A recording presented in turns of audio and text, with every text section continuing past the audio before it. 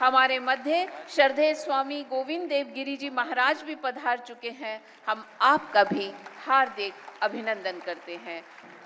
और गुरुकुल की ये जो संकल्पना है, इस संकल्पना को एकल विद्यालय के माध्यम से साकार करने में जिस संत ने महत्वपूर्ण भूमिका निभाई, वे हैं स्वामी गोविंद देव गिरी जी महाराज। आइए हम आपके मुखारविंद से विद्यालयों की शिक्षा और संस्कारों से लेकर श्री राम के दरबार तक की यात्रा करते हैं। मैं सादर आमंत्रित करती हूँ श्रद्धेय स्वामी गोविंद देव गिरी जी महाराज को उनके उद्बोधन के लिए। भारत माता के लाडले सुपुत्र, हम सभी के अत्यंत प्रिय श्रद्धेय श्री आचार्य सुधांशु जी महाराज के लिए उनके 70वें जन्मदिन की अनेकानेक शुभकामनाएं। सबसे पहले आप लोग मेरे पीछे शुभकामनाएं गाएंगे, ताली बजा करके गाएंगे। सुदिनम सुदिनम जन्मदिनं तव भवतु मंगलम जन्मदिनम विजयी भव सर्वत्र सर्वदा विजयी भव सर्वत्र सर्वदा भवतु मंगलम जन्मदिनम तव भवतु मंगलम जन्मदिनम सुदिनं सुदिनं जन्मदिनं तव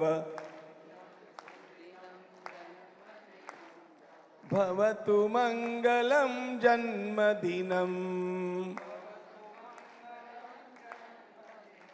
तव भवतु मंगलम जन्मदिनम।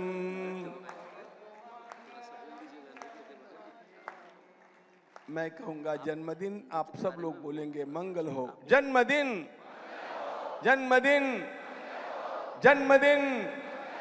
भारत माता की जय श्री राम। महाराज जी के बारे में करेंगे। परिवर्तिनी संसारे मृतक को वा न जायते सजातो ये न जाते न याति वंश समुन्नतिम। आज एक ऐसे महापुरुष का जन्मदिन हम सब लोग मिलकर के मना रहे हैं, जिसके कारण इस हमारी मां भारती का गौरव निश्चित रूप से अगली पीढ़ी के अंतःकरण में खूब खूब बढ़ा है, वृद्धिंगत हुआ है और लगातार होता जाने वाला है। हमारे देश के वक्ताओं में और हमारे देश के अनेकानेक क्रियाशील संतों में आपका स्थान अत्यंत महत्वपूर्ण है।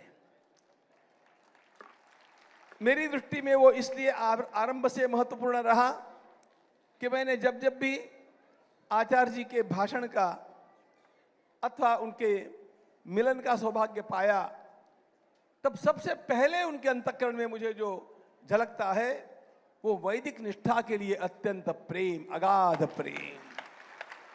हम वेदों के अनुगामी हैं। हमारा राष्ट्र वास्तव में वैदिक सिद्धांतों के ऊपर आधारित रहा है और वही आज के लिए परिप्रेक्ष्य में आवश्यक है कि हम सब लोगों को वो वैदिक दृष्टि दी जाए। हम सब लोग अनेक बार अपने अपने मार्ग से फिसल जाते हैं, उसके अनेक कारण होते हैं। मार्गदर्शन करने वाले वास्तव में हमारे मूल संस्कृति की उस पावन ज्वाला को अपने हृदय में धारण करके मार्गदर्शन नहीं करते हैं, जो इस संस्कृति का मूलाधार है, और वह वैदिक विचारधारा है। इस वैदिक विचारधारा ने हम लोगों को तेजस्वी जीवन सिखाया और हम लोग जब भी इतिहास में पिटे हैं जब भी हम लोग पराभूत हुए हैं, जब भी हम लोगों ने कुछ खोया है, वह केवल एक बात के कारण खोया है, हमने वेदों को विसार दिया। उन वेदों का पुनर्स्मरण कराने में जिन जिन महापुरुषों का अत्यंत बड़ा योगदान है, पूज्य योग ऋषि हमारे रामदेव जी महाराज यहाँ पर विराजे हैं, उनका तो योगदान अद्भुत ही है, अनाकलनीय है।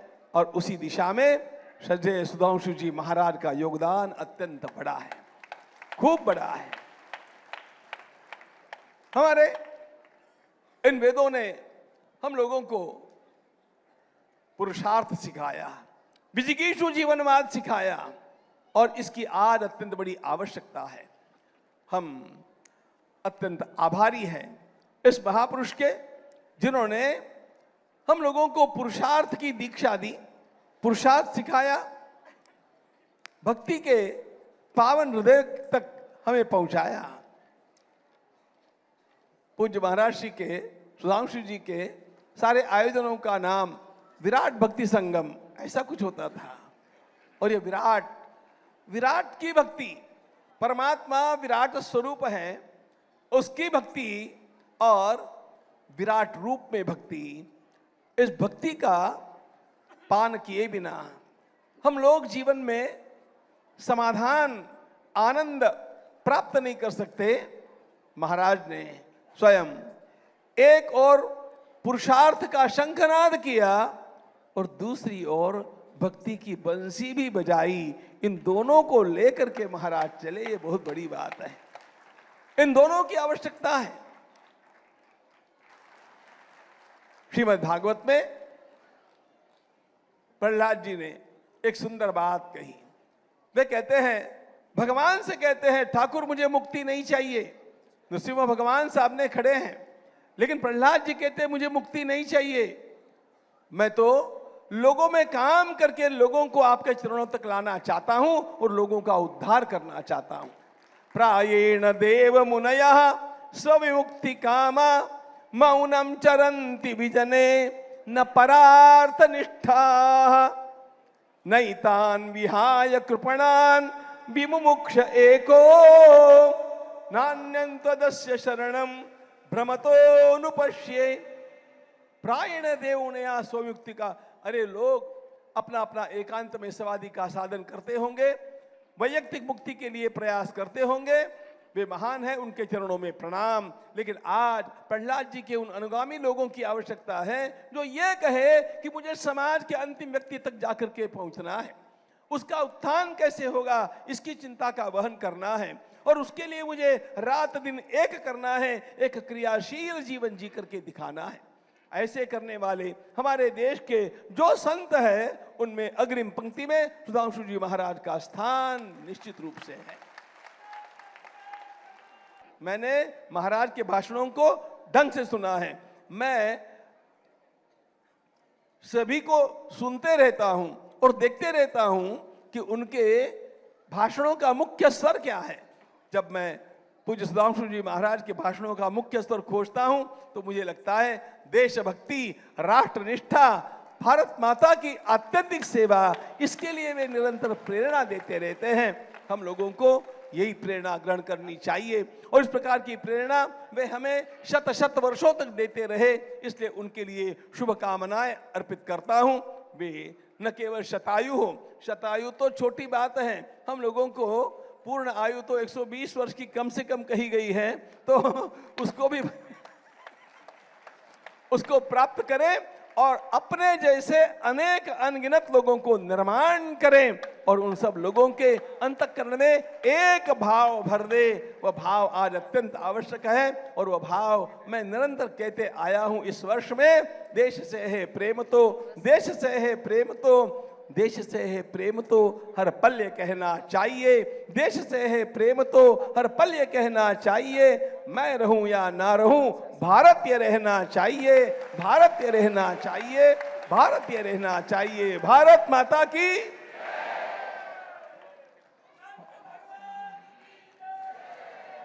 आप जिनको सुन रहे थे वो एक अपने आप में युग हैं, बहुत सरल, बहुत बड़े विद्वान और गीता को पूरे विश्व में स्थापित करने के लिए और गीता के स्वरों को गुंजायमान करने के लिए उनकी बहुत बड़ी ऊर्जा लग रही है। और उससे भी अधिक मैं देखता हूँ, उन्होंने लगभग 32-33 वेद विद्यालय भारतवर्ष में खोले हैं। अभी पता लगा 40 हो गए हैं। और आप लोग ये समझिए कि लोग वेदों तक नहीं पहुंचते। अद्भुत हैं।